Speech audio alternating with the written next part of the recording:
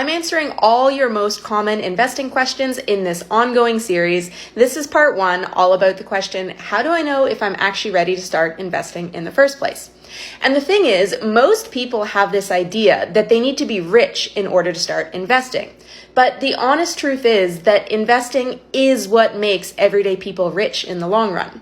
And if you're waiting around to start to feel like you're rich off of your average 9-to-5 salary, you're never going to get there. Investing is not this cure-all to money problems, though. You need to make sure that you've set yourself up with good financial practices in the first place. So if you want to start investing, make sure that you've ticked off these 5 boxes first.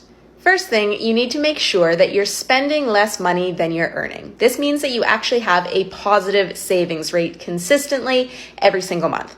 If you haven't managed to achieve this yet, that's okay. You're going to need to learn how to start tracking your spending so that you can manage your expenses and your spending patterns, or you're going to need to learn the skills to start to increase your income. I know these sound like big things to learn how to do, but I promise they are absolutely doable. Go check out some of the other educational resources I've pulled together for you before you continue on this investing train of mind. Second thing, you're going to make sure that you're not carrying any high interest debt anymore. This usually means credit card debt, but really it's any debt that's over a 7 to 8% interest rate.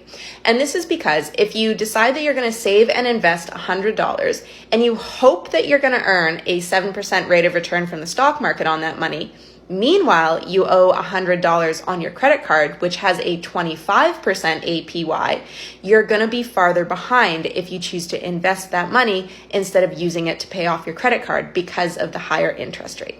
Third, you need an emergency fund. It doesn't necessarily have to be as full as you want it to be, but you need to have a substantial enough emergency fund that is liquid cash that's available to you in the event that something happens that you need to access some money, because you never want to have to take that money out of your investing accounts.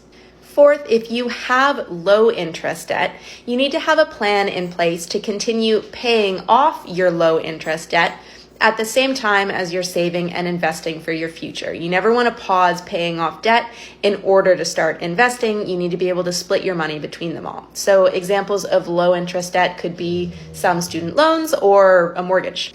And 5, you've started learning the basics of investing. Do not start investing without first educating yourself on the topic and making sure you're doing it properly. Especially because a lot of us go into it with these really messed up ideas of what investing is because of how it's continuously portrayed to us in the media. And if you invest the way that you see in movies or TV shows, you are probably going to lose money. So wipe your brain slate clean of all of the preconceived notions that you might have around investing right now and commit to learning about the topic with a blank slate. I recommend getting started learning by either picking up a few really great investing books or by taking an online course from an online finance educator who you know and like and trust their opinions and teachings on the topic. It doesn't have to be me. And then once you've checked these 5 boxes, it's best to get started investing right away so that you can get the maximum earning potential from every single dollar that you invest by giving yourself the most time possible in your life to be invested.